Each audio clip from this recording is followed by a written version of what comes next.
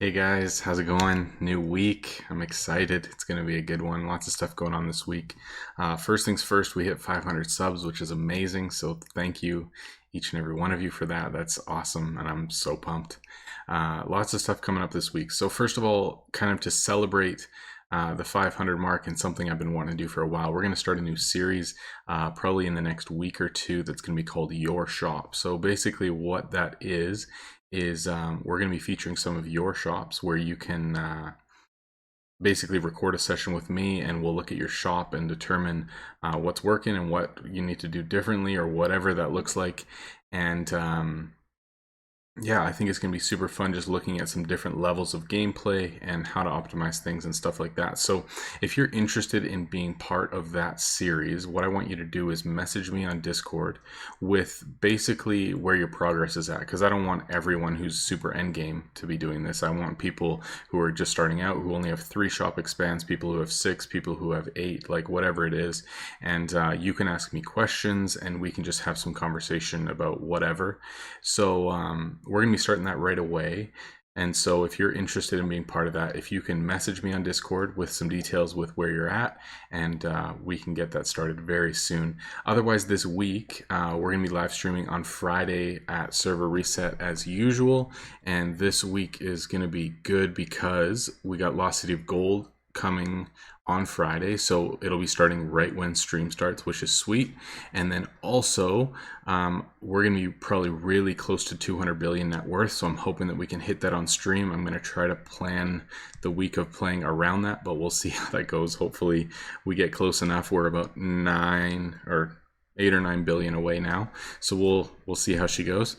And also, starting right now, we've got a brand new couple of videos coming out that we're going to be talking about equipping heroes and what equipment you should be using, how effective enchantments are, where you should be spending money, all that kind of stuff. So we're going to experiment with some stuff, talk about some stuff, and really get into it. So I'm excited. It's going to be fun.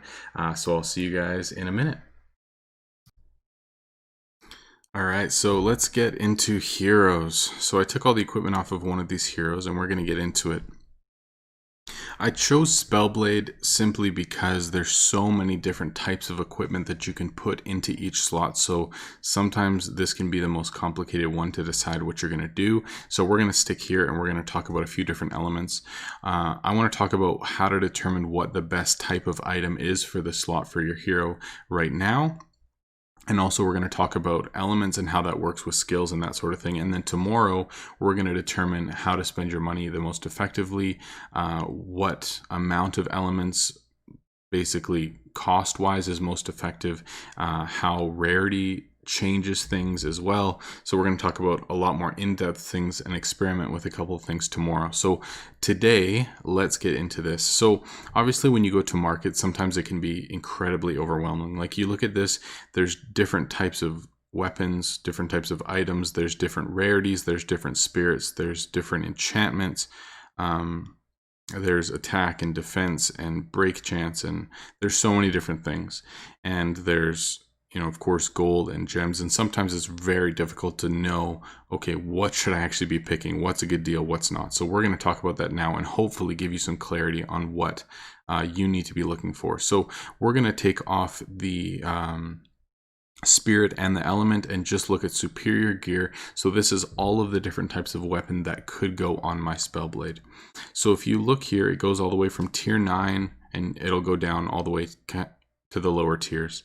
And so some of these weapons just have attack. Mostly the ones that are just the normal, this has X amount of attack, that's going to be the free-to-play items. And then the ones that have something additional, so they have attack and defense, or they have attack and health, or attack and crit, or whatever the extra thing is, those are going to generally be the pay-to-play items where there's a pack that comes out, it features an item that has a specialty to it that no other items in that class have, and so that's going to be the new best in slot and going to sell for a lot more gems. So let's look at this. For this Spellblade, I have a lot of Spellblades and they take up the majority of my heroes, and so for me I want it to be able to deal damage but not die immediately.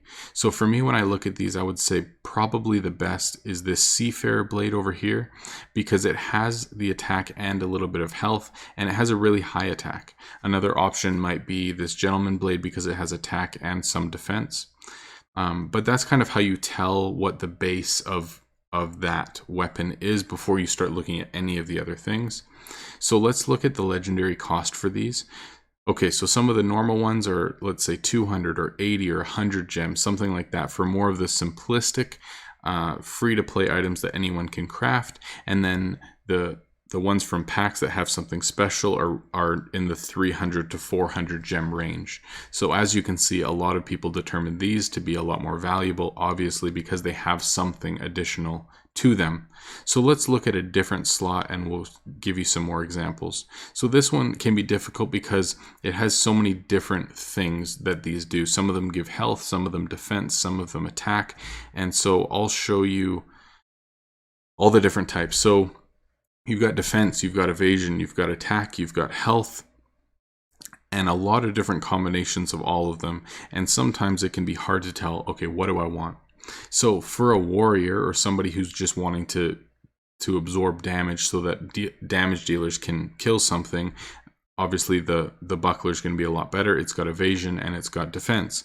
Someone who's like me is wanting some survivability but also a high attack. I think this ring is probably the best bet, but there's also some other options there as well. So you kind of have to determine, with my hero, with what I have, what do I want this slot to do? Another thing you have to think about is that a lot of skills will determine what you want. Because, for example, you've got a weapon skill that gives axes 200% additional damage. You don't really need to look at every single type of weapon, because you just need to look at what axes are available, which one's the best. That's what I want, because your axe is going to be twice as good as anything else, or 3 times as good, right? So if we look at these items and look at legendary, what's their costs? So you got 400 almost for the buckler, 100 for some of the normal ones, and then they go up to almost 600 with the totem, which would probably be best in slot for something, not a spellblade, but something else. So you can go to Shop Titan Central, which I'll link in the description, and you can see what other people have determined as the best in slot for each type of hero, and that should help you a lot with determining, okay, what type of item do I actually want? So I hope that helps you out. And now let's look at elements, how they affect skills, and hopefully give you some clarity around what you should actually be doing to enchant your item. All right, so let's talk about elements. When you're in your hero and you go over to skills, obviously there's going to be anywhere from 2 to 4 skills depending on what tier of hero that you have. And if you look here at the bottom, it says 0 out of 30. So that means that in order for this to upgrade to the next tier of skill, like each skill can upgrade to a new level, you need 30 of a certain element to upgrade that. So this says 30, then it's 90. If you go here, this says 20, and then it goes to 50. So there's always a different number that's associated with each skill. So 30, 65, this one should be 80 or 90. So the basic one is 100, and then if you get enough elements onto your hero, it's going to go up. So as you can see there, at the right beside the 0 out of 80, there's like a 4-way cross there. Basically what that means is that you can use any type of element.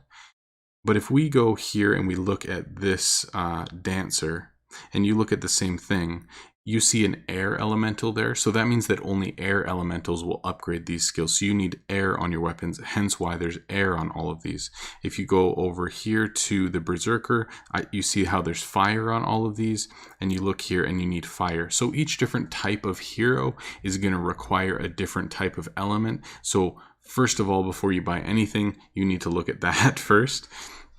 Now, once you've determined, okay, I need this type, let's say I'm putting on just these boots, for example, and I'm going to look at elements, and I'm going to chant from the market.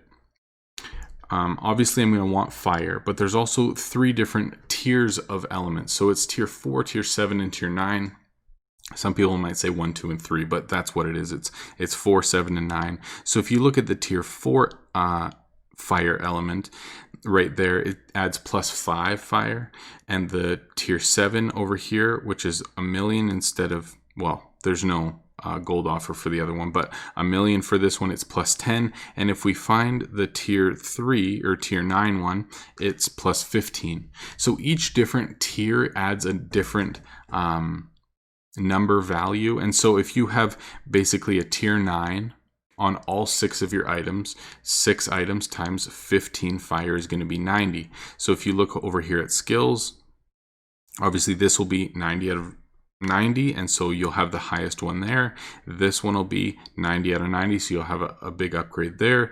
This one looks like it's already max because it's a bronze skill, and then this one is already max as well. So these two, if I had a tier 3 or a tier 9, the highest enchant of fire on each one of these, then my skills are going to upgrade. But let's say I only had the tier 4, so like the lowest tier of fire on each of these. So this one here, obviously it's going to be a lot cheaper to do that, but instead of having 90, I would only have 30. So 5 times 6, I'd only have 30. So let's look at the skills here.